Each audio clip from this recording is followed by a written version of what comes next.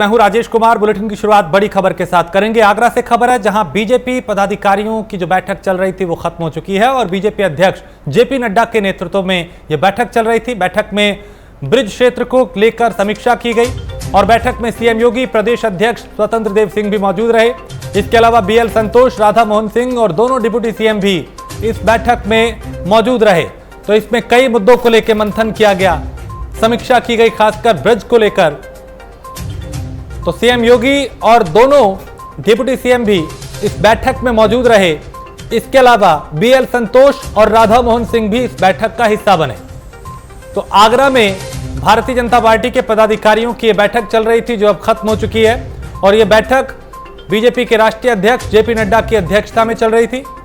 बैठक में ब्रिज क्षेत्र को लेकर समीक्षा की गई, फीडबैक लिया गया, मंथन किया गया। सीएम योगी इस बैठक में मौजूद थे और दोनों उप मुख्यमंत्री भी इस बैठक का हिस्सा थे, जबकि बीएल संतोष और राधा मोहन सिंह भी इस बैठक में मौजूद रहे। तो चुनाव से पहले, 2022 से पहले बीजेपी पूरी तरह से एक्टिव मोड में है। मंथन किया जा रहा है, बैठकें की जा रही हैं, समीक्षा की जा रही है।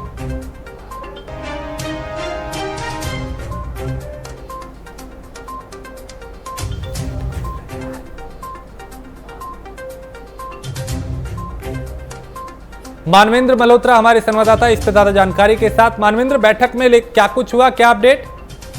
आपको बता दूं, जिस तरीके से कल लखनऊ में 2 दिवसीय प्रवास पे जेपी नड्डा जो भारतीय जनता पार्टी के राष्ट्रीय अध्यक्ष वो पहुंचे थे, वहां पे भी उन्होंने जनप्रतिनिधियों से बातचीत की थी। उसी तरीके से आगरा में ब्रज क्षेत्र की जो 65 सीटें हैं, जिसमें की 57 सीटों पर कब्जा जो है भारतीय जनता पार्टी का है। साथ ही साथ 12 सांसद भी यहाँ के भाजपा भारतीय जनता पार्टी के ही हैं।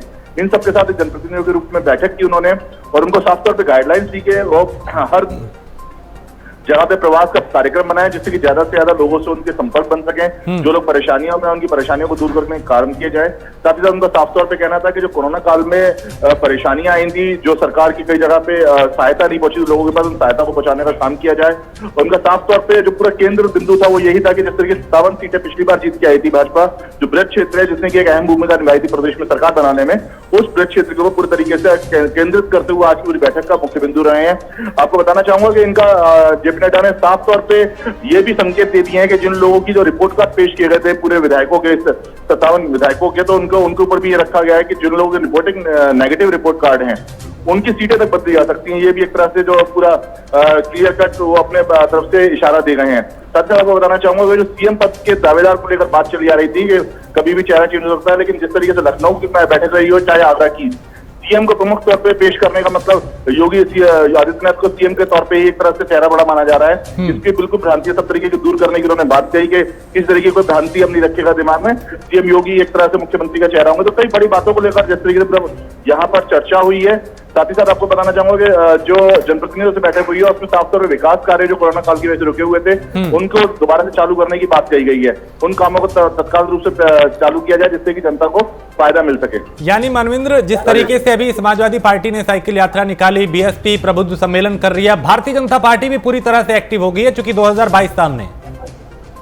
राजेश, आपको बता दूं जिस तरीके से जिला पंचायत चुनावों में हालांकि जिला पंचायत अध्यक्ष सबसे ज्यादा भाजपा के चुन के आए थे, लेकिन जिला पंचायत सदस्यों की अगर बात की जाए तो वो संख्या कहीं ना कहीं समाजवादी पार्टी और बसपा की भाजपा से काफी ज्यादा थी। तो ऐसे में कहने के अलार्मिंग सिचुएशन जो गांवों से मिली थी, ग्रामीण क्षेत्रों से जो भाजपा मिली थी, उससे रिकवर होने के लिए साथ ही साथ जो किसान बिल को लेकर लगातार किसानों में नाराजगी है या फिर जाट समुदाय में नाराजगी है, उनको लेकर भी इन्होंने साफ तौर पर स्पष्ट किया है कि सबसे ज्यादा विधायक जाट समाज के जो है वो भाजपा से ही हैं। तो ऐसे में उन विधायकों को जिम्मेदारी दी जाए कि वो जाट समाज और किसानों के बीच में जाकर उनकी जो भ्रांतियां हैं सरकार को लेकर, किसान बिल को लेकर, उसको दूर करें, ताकि आने वाले समय में चुनाव के दौरान ये सब चीजें दोबारा सामने नहीं आए और भाजपा को क्लियर कट रास्ता मिल सके दोबारा से 2022 में सरकार बनाने को लेकर। एक तरह से पूरे तरीके से संजीवनी देने के लिए एक तरह से जेपी नड्डा आज आगरा आए थे। सीएम योगी ने भी जो अपने जो उद्घोषण दिया कार्यकर्ताओं को, उसमें उनका साफ तौर पर स्पष्ट संकेत थे कि अगर कहीं भी कोई परेशानी है तो उसके लिए वो सीधे पत्र लिख सकते हैं मुख्यमंत्री को, ताकि उनकी परेशानियों को दूर किया जाए।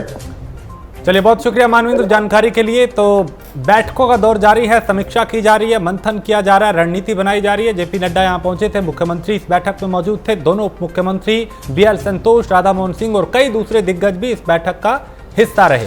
तो अब मंथन किया जा रहा है, रणनीति बनाई जा रही है और कोशिश यही है कि कैसे विपक्ष को जवाब दें और कैसे 2022 में 2017 से ज्यादा सीटें लेकर आए। खबर लखनऊ से है, जहां